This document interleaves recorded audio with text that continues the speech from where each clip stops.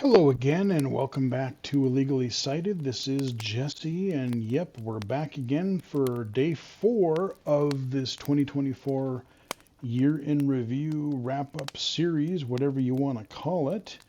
We've got a white fire burning in the fireplace this time, and today we're going to talk about some of the trends in tech and gaming adjacent things that have also happened this year. So to start with, we are going to, I mentioned it a little bit at the end of the last video, and where we're talking about accessible games, but like, unfortunately, 2024 has not been another great year for the gaming industry, or a large part of the tech industry for that matter, because again, we've had so many closures, so many games being canceled, so many people getting laid off. I mean, look at Concord, like that game, what was it out like 11 days? I kid you not. It was literally out for like 11 days tops before they just shelved it. We've had a lot again, everyone's trying to tackle this live service thing. They don't want money, they want all the money. And that's getting them into trouble because these games take a long time to make, especially if you're looking at a AAA budget type of deal. It's like, oh, if something is popular in 2022 and it takes us till 2025 to make it, well, probably the market has moved on. Gamers are kind of on to something else. So unless they have something that's really compelling, or like a really mainstream franchise, like maybe Marvel or whatever, um, you're going to have a hard time. And it's funny because even games that aren't live service, like it's hard to get attention to your game in general because you find a lot of people just keep coming back to these um, live, either live service games or these ongoing games, anything from Minecraft to Fortnite to Overwatch to, Diablo, or just things that just these sort of ongoing um, Destiny, those types of things. So I don't know. I think that people just have, I think these developers just really need to kind of take a step back and, you know, things don't have to be 80 hours long or last for 5 years. They don't need, billion-dollar budgets. It's totally fine to make a linear game. It's totally fine to make something that is, still triple A or double A, but just, it's a smaller scale. You can release it in 2 years instead of 5 or 6. Um, that can allow you to take a little bit more risk too, because you're not devoting so much time for one project. And if that project fails, well, your 5 years of work are kind of boned. So, yeah, I feel really bad for all the developers and different people that have gotten laid off. And I'm hearing that people are getting laid off right around before the holidays. It sucks, man. This corporate greed. I've talked about it before, and I'm sure I'll be talking about it again. And then, of course, this complete shit show. I don't get into politics. I'm not going to get into politics, but all I will say is the next 4 years are going to be probably a tough ride.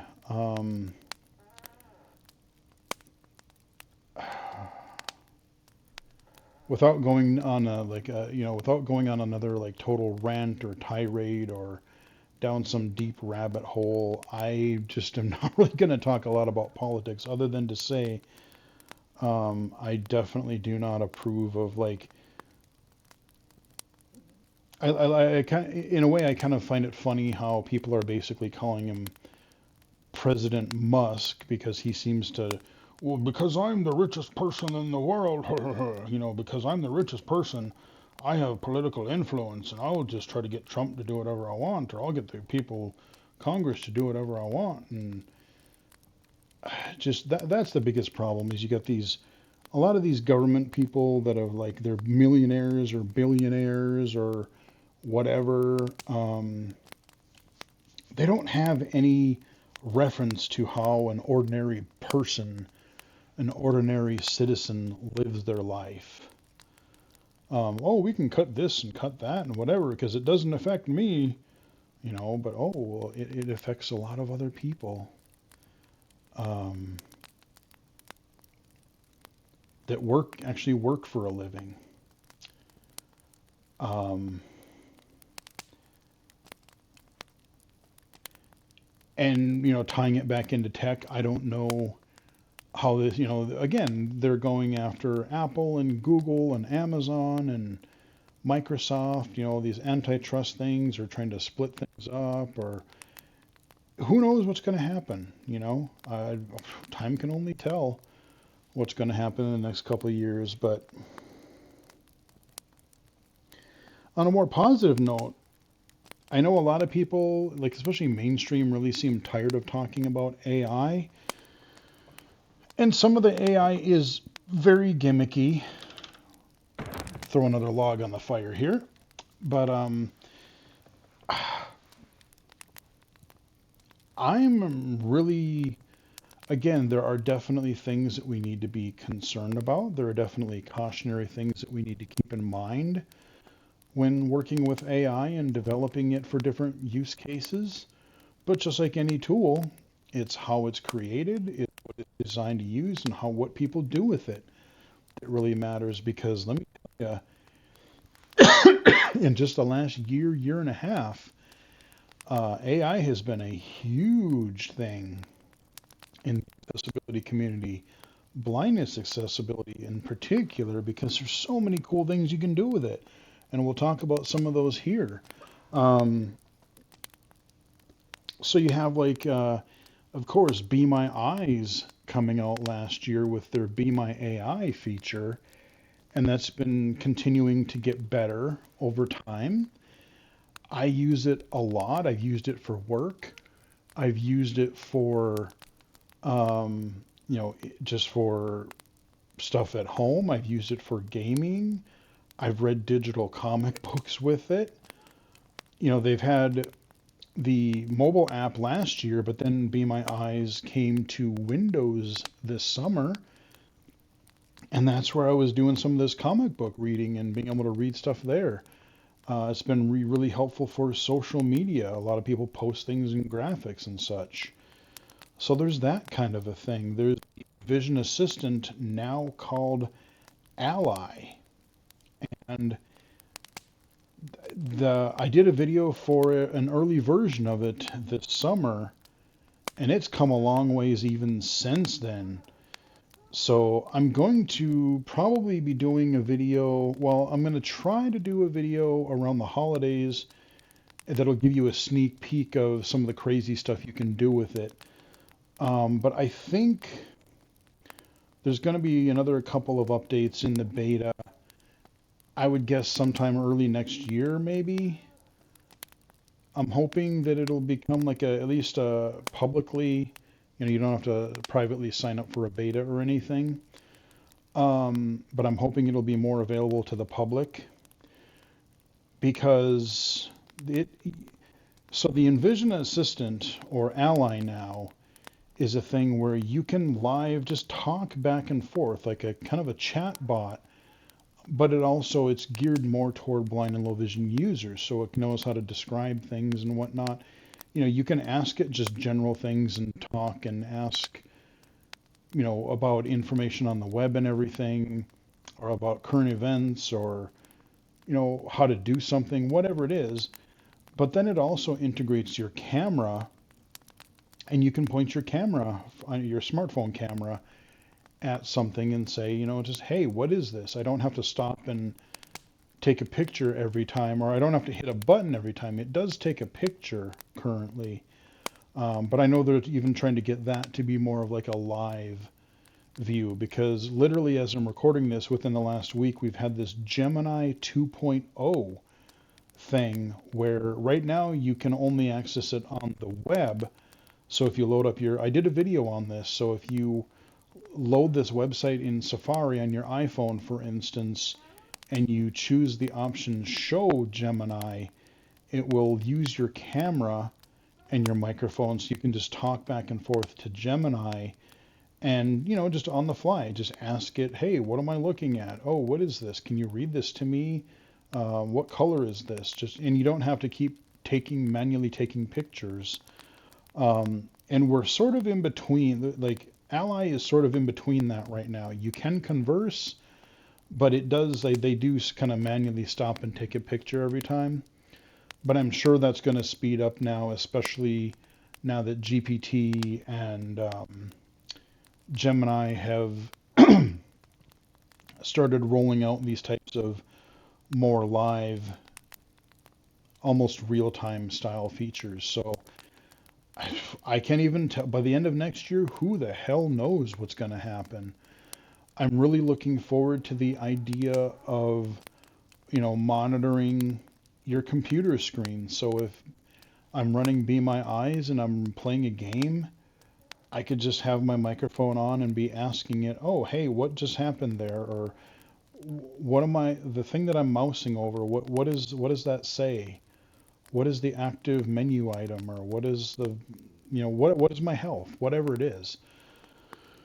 I will absolutely be playing with that type of functionality, and hopefully being able to cover that type of functionality when it inevitably happens on the channel when it does. So I'm thinking that's probably going to be coming sooner rather than later, because we're already starting to see little bits and pieces of it. But yeah, Ally is pretty cool. I've been starting to use it a little bit more, actually a fair bit more, for different things and trying different things with it. And it's pretty neat.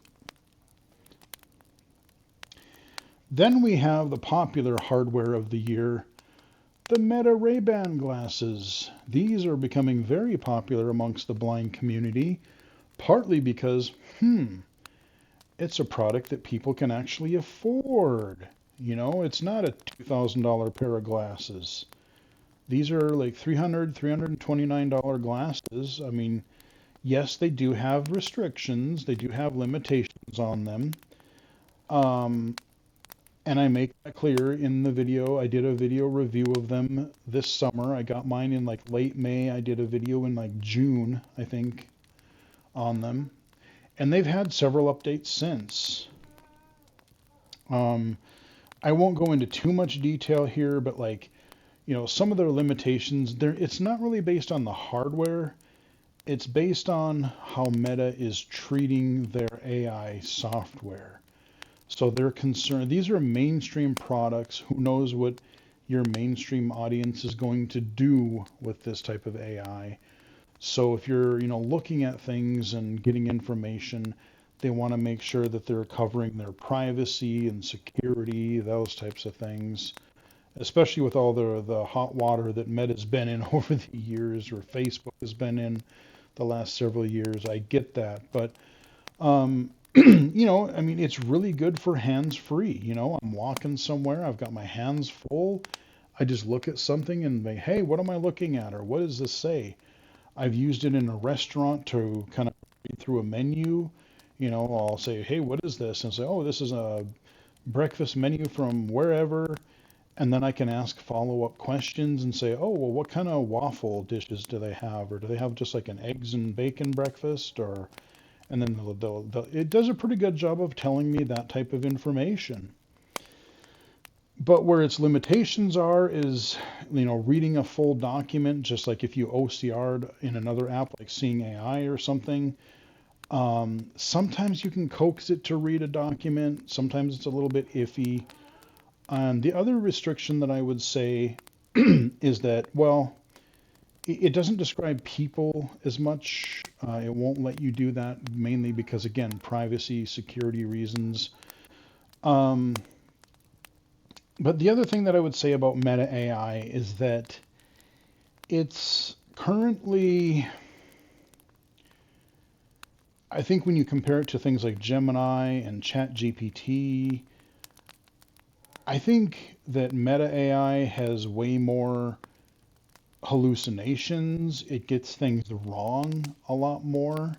Like if I use something that uses GPT or that uses Gemini or something, yes, they do make mistakes, but like even, from early this year to late this year, it just seems like things have improved a lot more. And the Meta AI is decent at some things, but like I said, to me, it gets things wrong more often than it should, and it thinks it's right. You'll be like, so really a feature that is in early access that just came to the glasses. If you enroll in the early access program, there you go under the early access menu in the MetaView app, and it literally I just got it like 2 days ago, a day or two ago. Um, and you could just say hey Meta, start live AI, and it does kind of that thing. So again, I can look around, I can just ask it general questions, but then I can also ask it what I'm looking at, and there's a little bit of a delay to it as far as like what you're looking at. Sometimes it's a little bit weird. The response time is actually quite good already as far as like you talking back and forth to it. But what I found is I was trying to do this in the kitchen just to see how it would work. And it would, currently it like, again, it's in early access, so it's got to change, but it's just getting a lot more hallucinations. So when I say like, I grab a box out of the cupboard and say, "Hey, what is this?" And it's like, "Oh, this is blah blah blah blah. Like this is Velveeta shells or Velveeta macaroni and cheese." And I'm like, "No, I know this is Hamburger Helper." And it's like, and then I look at it at a different angle. What is this? Oh, it's this. And it's like, no, I think this is Hamburger Helper. No, this is Velveeta. I'm like, no, it isn't, because I can see well enough to see the Hamburger Helper thing. So there is some weird false positives and hallucinations, and it just, unfortunately, Meta gets things wrong a little bit more than I would like. But again, this is the dumbest it's really probably ever going to be. So it'll only improve going forward. But I will say, despite some of the limitations, if you know what you're getting into with something like the Ray-Ban Meta glasses, they can still be very good. They still can have uses. Again, there's something really to be said for hands-free. And remember, they introduced within the last month or so, they introduced the Be My Eyes feature. Now they don't have the Be My AI, unfortunately, which is what I really, really want. But they have the connect to a live volunteer option. So instead of calling someone remotely on the phone, you can call a volunteer using the glasses and then just look at stuff and talk to them live. Because again, remember, the glasses also work as a Bluetooth headset. So, like I said, I know there's at least a few other accessible glasses things coming out in the next year or so. Who knows how many wearables? So this is something that's going to be changing probably at a pretty rapid clip for a little while. But I'm all about it because I'm seeing loads of potential, not only just for blind users, but for me, even as a low vision user. Some of this stuff is absolutely very helpful. PixieBot or PickyBot, I think it's like PixieBot, but it's I did a video for this app. This is, again, this one is cool because you have a lot of customization in what they have all these different AI engines that they can pull from, and you can choose which ones you want to use. Do you want to use Claude? Do you want to use ChatGPT or Gemini? A few other ones. They started doing a thing where you can describe like video clips. So again, it's a neat little app. I would definitely recommend watching the video and trying the app out for yourself, but it's kind of along the similar lines of what we've been talking about so far in this video in AI. FS Companion is kind of a cool resource. I did a video on that recently too.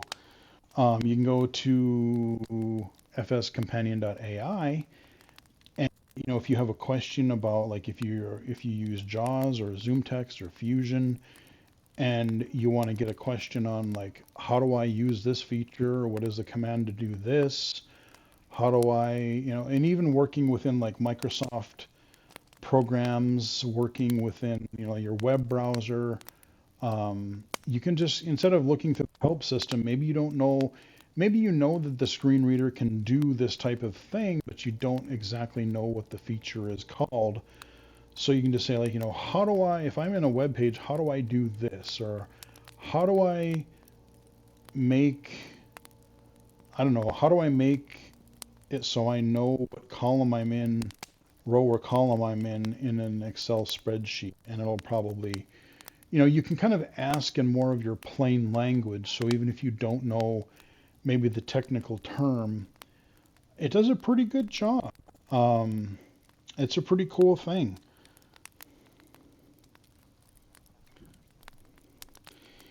InnoSearch Shopping. I have not really played with this much, but I've been seeing it get a little bit of traction the last couple months.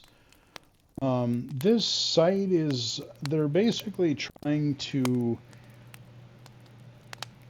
kind of make a cleaner online shopping experience for blind and visually impaired users especially. When you go onto a lot of shopping websites or websites in general, there's a lot of ads, there's clutter, there's extraneous information that you really don't need or want or care about. So they're taking things of, like, they're working with a bunch of retailers, I forget even which ones, but like Amazon, Best Buy, um, a bunch of other ones I don't remember.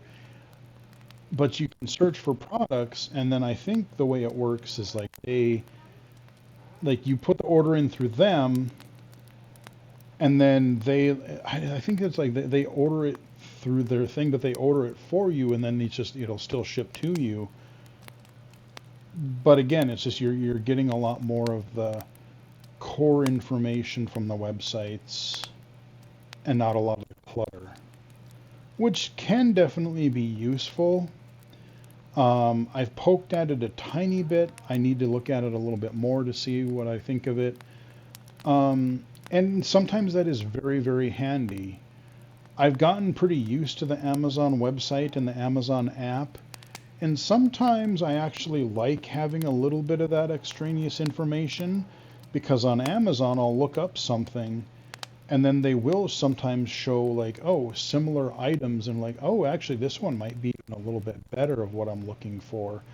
So, sometimes you do want to have, oh, I want to see similar items, or maybe I buy a movie and I'm like, oh, yeah, you might also like these movies. So there's a balance between, like, information that you want to have and information you may not want to have. And, again, for expedience sake, I think it's a great idea. But I do also, assuming the web page designers make their sites at least reasonably accessible, there's still value learning as much as you can, learning the native sites, because you're going to encounter complex websites, whether it's shopping or school or employment or paying bills or just researching something. Unfortunately, we live in a sighted world, and sometimes we just have to use these craptacular websites, or sometimes we just have to take a little bit longer. Like I said, it's great that these other services are out there, but especially like if you know how to navigate one type of website, you kind of get better at navigating other different types. So like if I know how to navigate, Amazon, let's say, no, my college course website isn't a shopping website, but I learn, oh, I need to find an edit box for this, or I need to look for headings for this, or I need to know how to navigate a table, or there's just things where you kind of have to learn transferring skills from, like, learning one website to another or one program from another. But again, it's something that I may do a video for at some point, but I need to look at it a little bit more before. But InnoSearch.ai, that's another interesting site that I need to take a look at a little bit more. Notebook LM, this is just a weird thing. I did a video on this. It's not necessarily accessible related, but basically you can feed it a document, a website, a video, like a YouTube video, and it generates a podcast, an AI generated podcast with two co-hosts that try and summarize and talk about whatever it is you feed it. And they try to do this, they try to do it in like a natural conversational style, which is really kind of bizarre because, it'll put ums in there every once in a while, or it'll little nuances in just the way that kind of people speak informally. And it's neat, it's weird. I don't know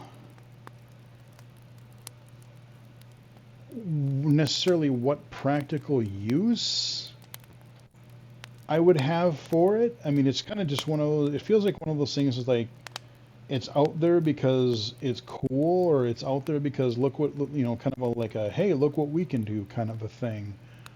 But it's weird, man. It's unique.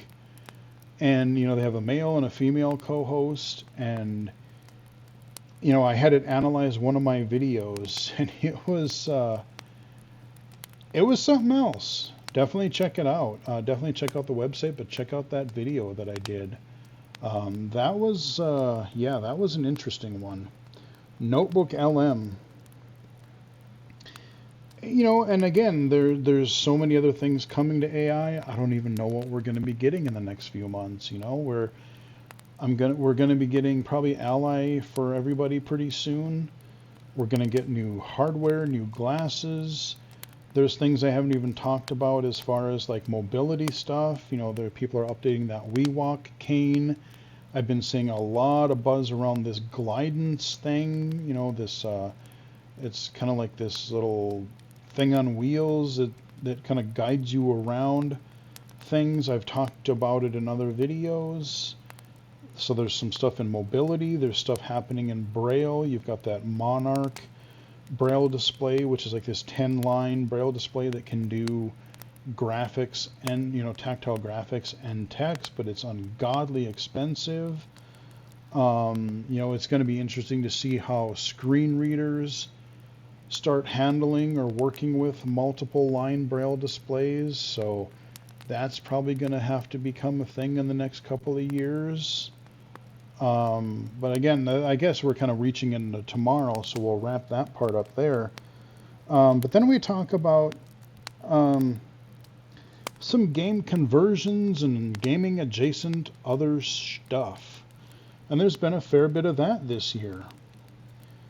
One of my favorites of the year was the Fallout series, which I believe was on Amazon Prime. They kind of go after like the Fallout 3, Fallout 4 style. I thought they did a really good job. Like they had the ghoul character, they had the power armor. It was just a really good first season, and I definitely want to see the continuation of that. That was definitely one of my highlights of this year. Fallout was pretty great. Halo, I know this came out like last year, I think, and then they had season 2 this year. I'm not very far into it, maybe 2 or 3 episodes in. I don't really know what I think about it. I know a lot of people are not super happy with it. They don't feel that it's really all that close to representing the game or the source material. I don't know. I mean, it's sort of, kind of, but I was hoping that I would have had more of it watched before recording this video, but alas, I just haven't gotten around to it. I've started it. It's not horrible, but it's not something I'm just like when I watched Fallout, I was hooked on it. I plowed through that in a couple days. But Halo, I'll get to it eventually. There we go, another log on the fire. I will get to it more eventually, probably, but it's not something that's just grabbing my attention. So make of that what you will. Knuckles, the spin-off of the Sonic, that was all right. That movie was all right. I enjoyed the first two Sonic movies for what they were. Not a huge Sonic fan, but he's fine. I thought the movies did a pretty good job at being kind of a family film.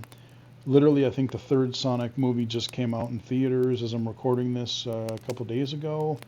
So I'm just going to wait for that to come to digital, and then I'll watch the third movie there. But, Knuckles, from what I remember, Knuckles was all right.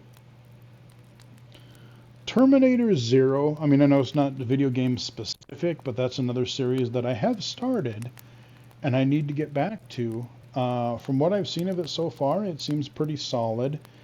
It's Terminator is weird because there's been some really great things. Like the first two movies are great.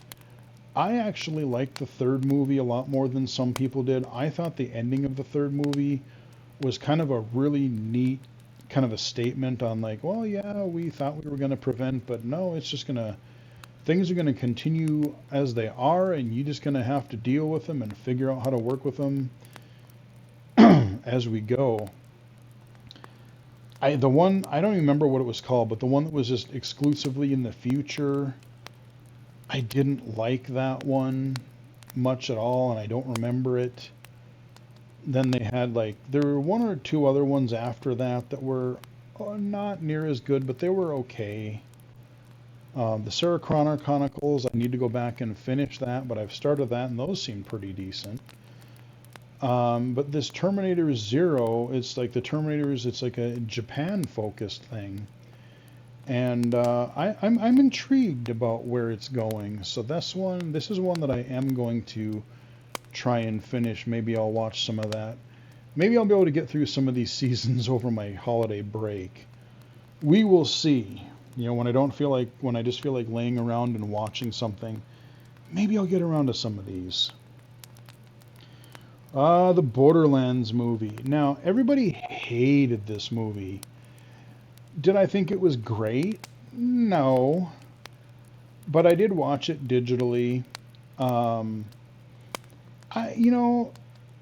There was some stuff that was kind of bad, but I didn't hate it near as much as everybody else did. There were definitely some weird choices, shall we say, in some parts, but I think for what they did, they had a lot of the Borderlands things. They had vaults, they had Tiny Tina, they had, some of the vehicle stuff, some of the fighting, some of the, special abilities that some of the characters would have. I mean, they did okay. I mean, like I said, I didn't hate the movie near as much as maybe some other people did. So, because I was going into the way everyone was just slamming this movie, I was like, oh, this is going to be terrible, and I'll just watch it to see how horribly bad it is. I'm like, no, this isn't. This isn't horrifyingly bad. I didn't mind it near as much as I thought it was better than I thought it would be. Tomb Raider, they got this new, I think it's an animated series. I think I watched the first episode, maybe episode or two of it. And again, this is one that doesn't seem terrible, but not something that I've really gotten super hooked on. It's one that I'll kind of casually maybe come back to and check out. Again, this is one that didn't get great reviews or seemed to get pretty mixed reviews, so we'll see. This one was kind of neat.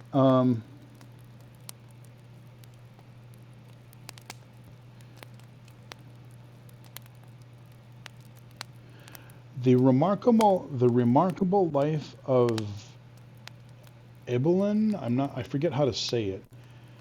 So this was about, like the MMO scene, and it was just a really neat story about like the community.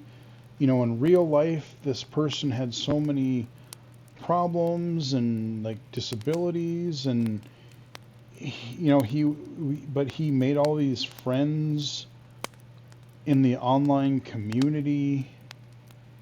Um, and then he ended up passing away, but the way it affected all the other people in the community. And it kind of just goes to show like some of the positive things that can be associated with gaming. Everyone's so quick to, point out all the negativity, all the, oh, the violence and sexual content, and all the people that the things that mainstream, non-gamers feel is the problem. And then you have the actual problems of, constant monetization and screwing over developers, screwing over gamers, and unfinished broken games and whatever. But there are things, again, gaming can be a really great, really powerful thing for people, getting them through hard times, or people who are maybe more homebound due to their disability or terminal illness or something. And that can be a real life changer to just kind of be a part of the larger world. So I would definitely recommend that one. I believe was that a Netflix thing? I can't remember what service that was on, but that was really pretty good. I know this isn't video game related, but I did watch the Transformers 1 movie fairly recently, and that too is actually pretty damn good. Animated movie, we kind of got away from the Michael Bay stuff. I like Bumblebee, but this one, it was this really neat animated style.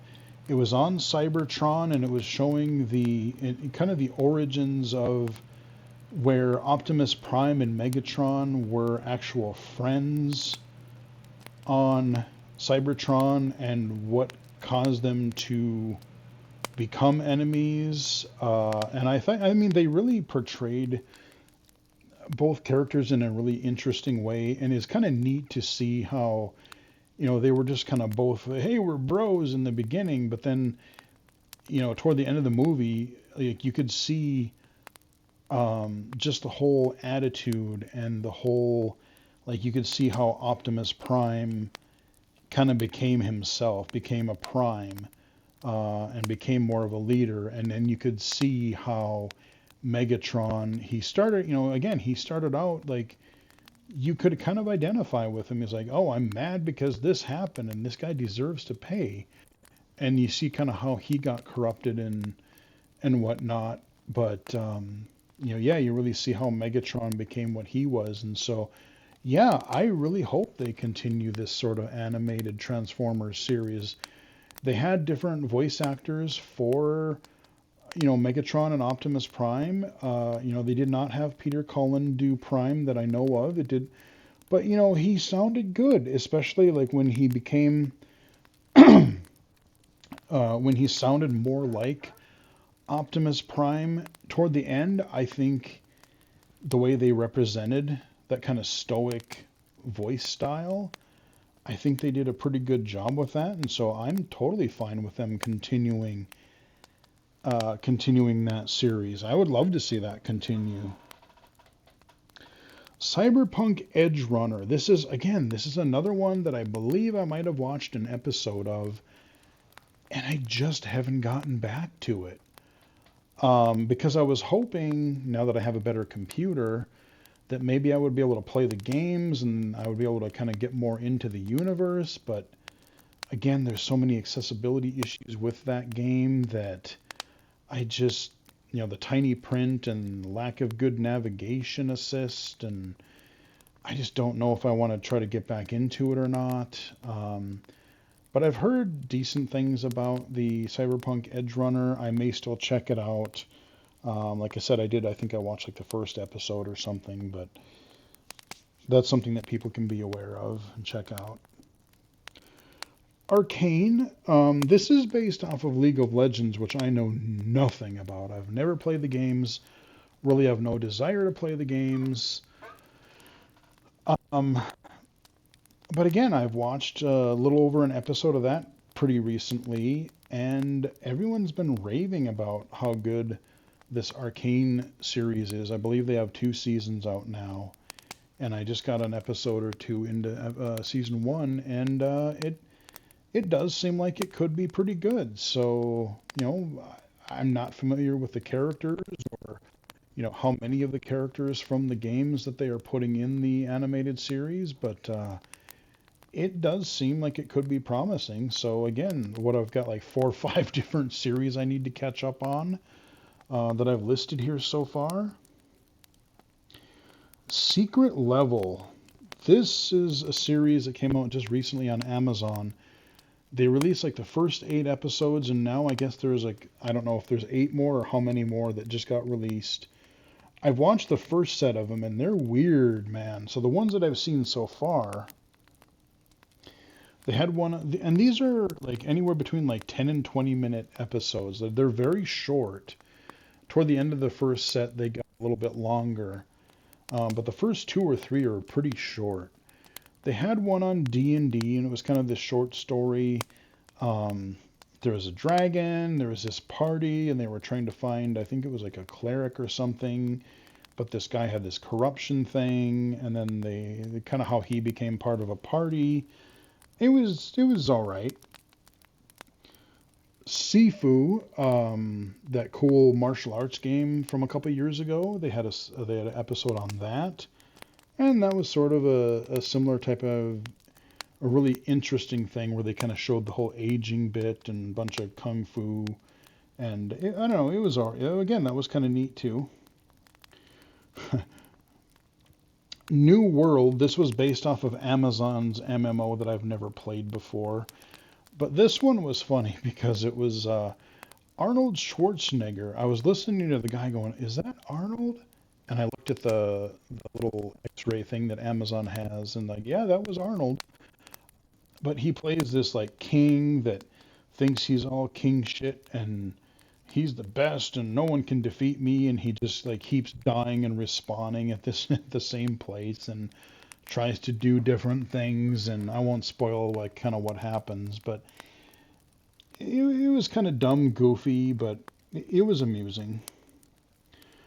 Unreal Tournament was kind of an interesting episode where they had like these robots and they were using them to kind of like show like, oh, you know, these mining people or whatever, the they would try to have people not, they didn't want to have people revolt, so it's like, oh well, we'll show you your place and whatever, but then this one robot kept winning and ended up taking things over, and so then people they were trying to rise up and revolt against again, your tyrannical corporation type of thing. It was kind of a neat episode. Warhammer 40,000. This was kind of an all right one too. I don't know much of anything about Warhammer 40K other than like the little bit of video games that I've played. You got your big old mech or your mech style power armor thing that your dudes use. I really do want to play Space Marine 2. So you have that. But they're kind of going through this little journey. It was a neat episode. Pac-Man. I don't know what in the hell this was supposed to be.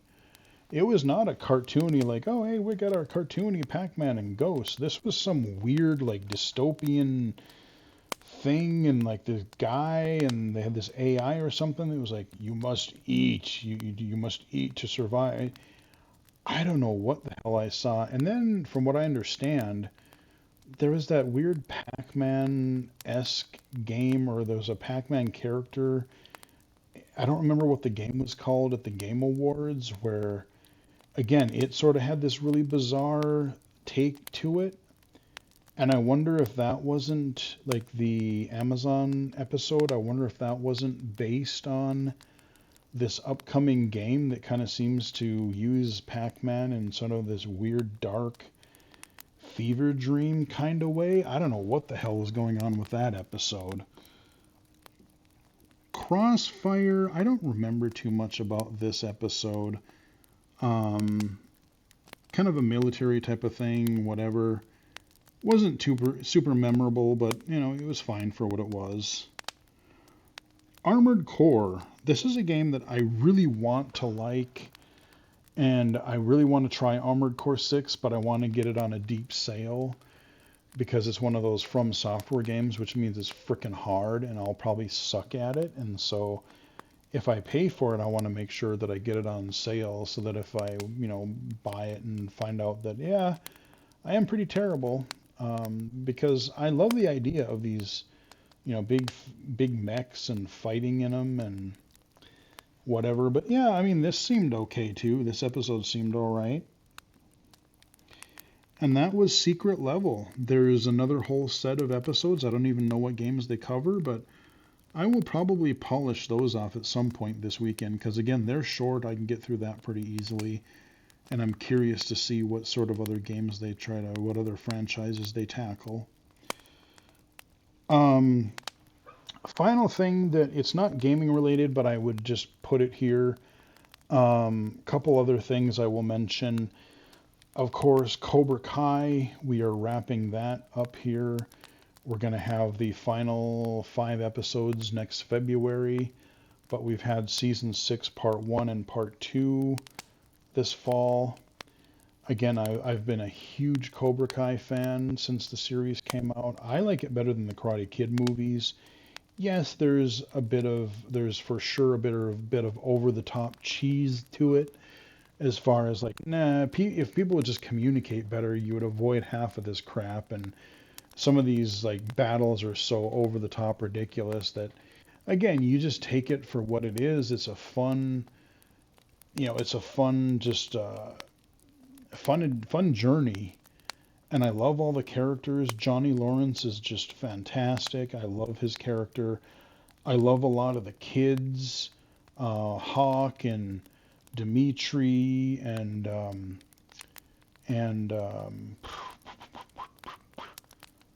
Diaz.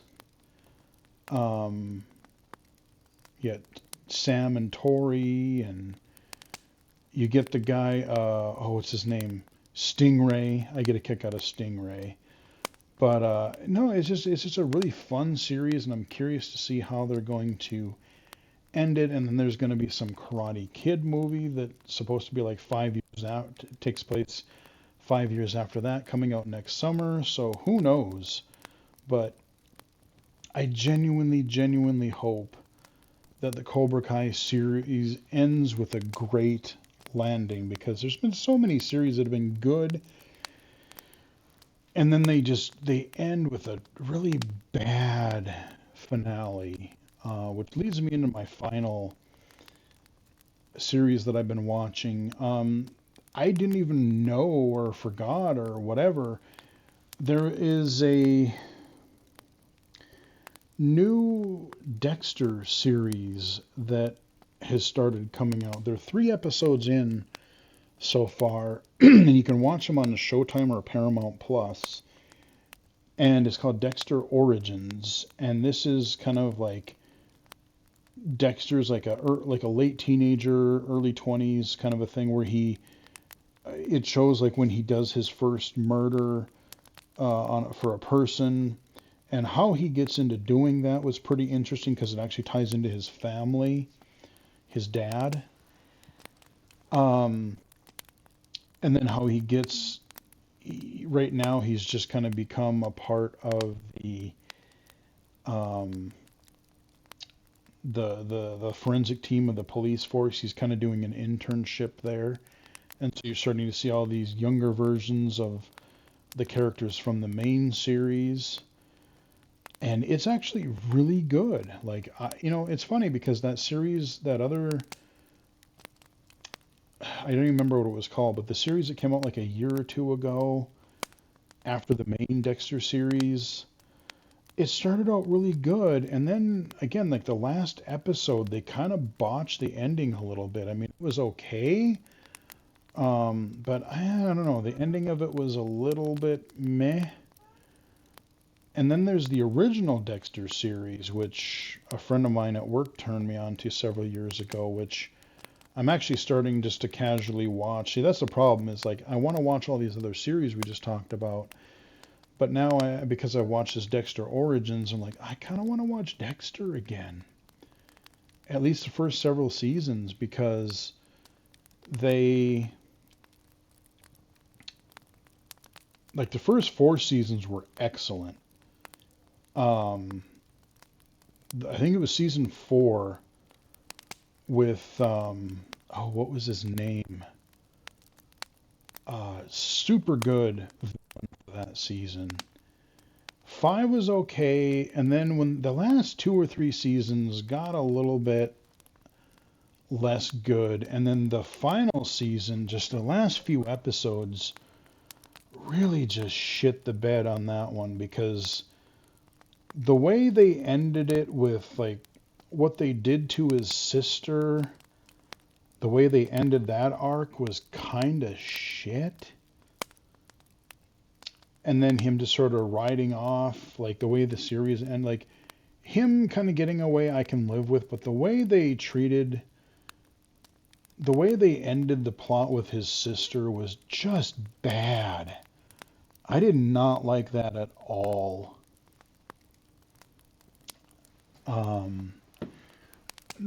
Again, I'm not going to spoil anything, but I'll just say, I mean, his sister was in the series from the beginning, but like, yeah, I did not like the way that finale ended. That was rough.